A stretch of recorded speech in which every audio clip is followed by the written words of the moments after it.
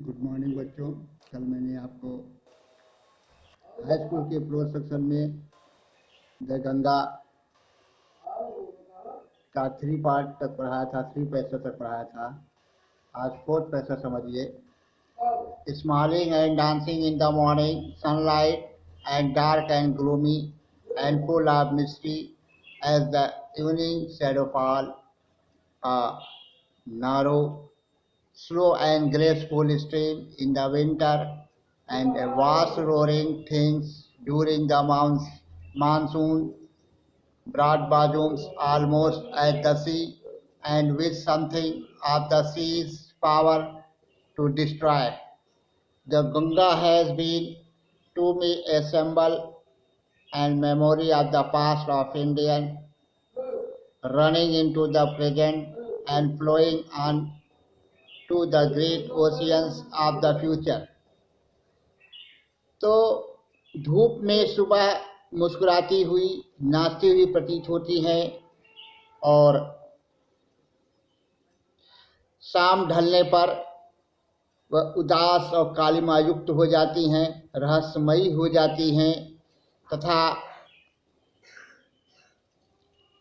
ठंडक के दिनों में धीमी गति से चलने वाली सकरी झरने के समान बहती हैं और मानसून में वो दहाड़ती हुई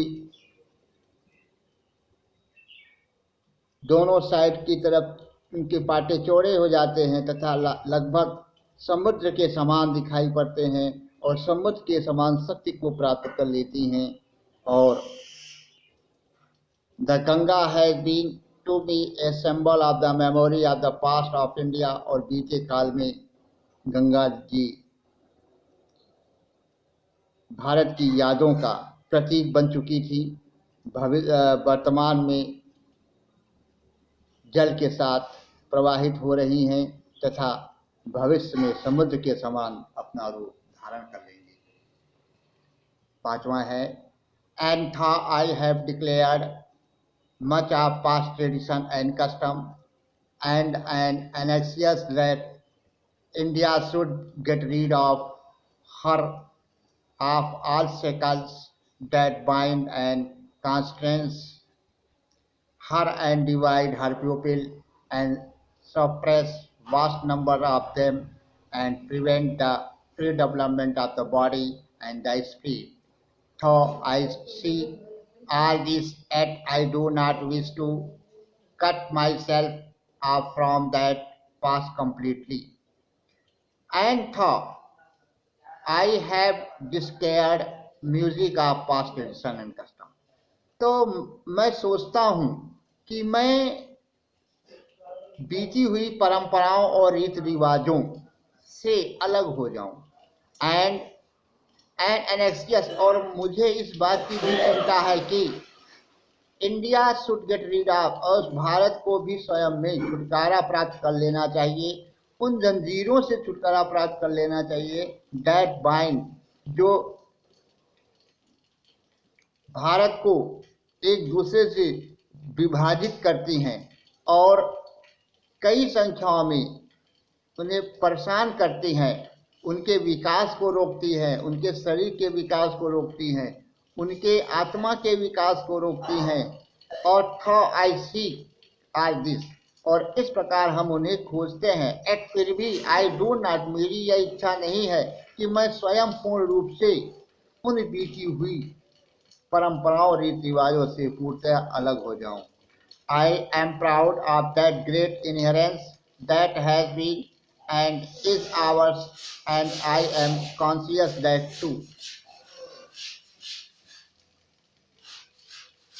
मुझे गर्व है कि जो महान विरासत मुझे मिली है, जो हमारी है, और आई एम कॉन्शियस टू, और जिसके प्रति मैं उत्सुक भी हूँ, लाइक ऑल आसफ, हम सभी के तरीकों से, am a link in the unbroken chain, हम लोग न टूटने वाली जंजीर से जुड़ चुके हैं, जो कि हमें बीते हुए कालों के इतिहासों के प्रातः काल से लेकर के आती है।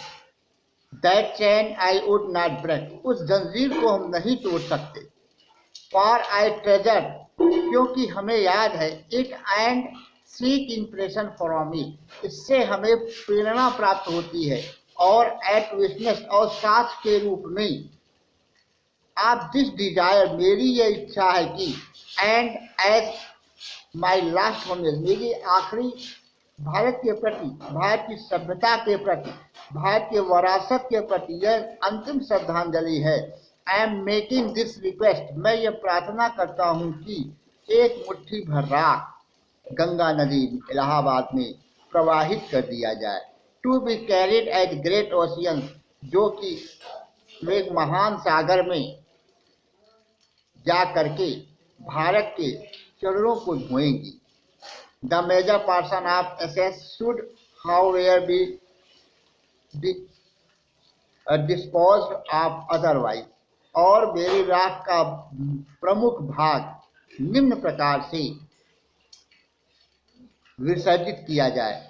आई want this to be carried high up in the air, मैं चाहता हूँ कि उसे आकाश की ऊंचाइयों में ले जाया जाए, हवाई जहाज के द्वारा ले जाया जाए। And scattered from the height over the field, और उसकी ऊंचाई से पूरे खेत में बिखेर दिया जाए जहां पर भारतीय मजदूर लोग काम करते हैं, भारतीय किसान लोग काम करते हैं। सो दैट, इसलिए कि they might mingle with the dust, वे धूल में मिल जाएं, भारत की आत्मा में मिल जाएं। And become an indistinguishable part of India, Bharat का प्रमुख अंग बन जाएं।